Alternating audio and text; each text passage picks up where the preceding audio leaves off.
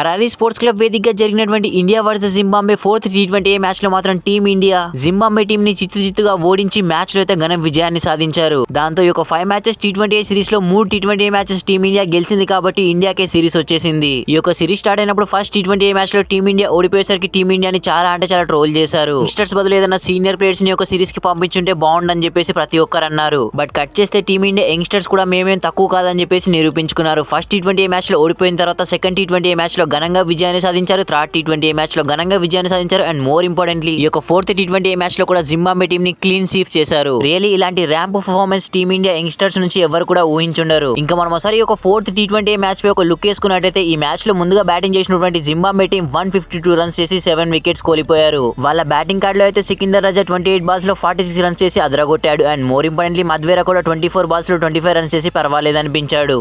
Zimbabwe batting lineup లో ప్రతి ఒక్కరు కూడా చిన్న క్యాంబోస్ ఆడి టీం ని 152 రన్స్ దాకా తీసుకొచ్చారు. ఇంకా టీమిండియా బౌలింగ్ లైనప్ లో వచ్చేసి ఖలీల్ అహ్మద్ 4 ఓవర్లు బౌలింగ్ చేసి 32 పరుగులు ఇచ్చి 2 వికెట్లు తీశాడు. శివన్ దుబే కూడా ఈ మ్యాచ్ లో బౌలింగ్ చేశాడు. 2 ఓవర్స్ చేసి 11 రన్స్ ఇచ్చి 1 వికెట్ తీశాడు. ఇంకా 153 రన్స్ చేసి చేయడానికి బరిలోకి దిగింది టీమిండియా. బట్ సెకండ్ హాఫ్ లో మాత్రం పిచ్ చాలా కఠినంగా ఉంటుంది. More importantly team India batters struggle అవుతారని చెప్పేసి ప్రతి ఒక్కరు అనుకున్నారు. బట్ కట్ చేస్తే సీన్ రివర్స్ అయింది. ఇండియన్ బ్యాటర్స్ అయినటువంటి శుభ్మన్ గిల్, యశస్వి జైస్వాల్ దుమ్ము లేపారు.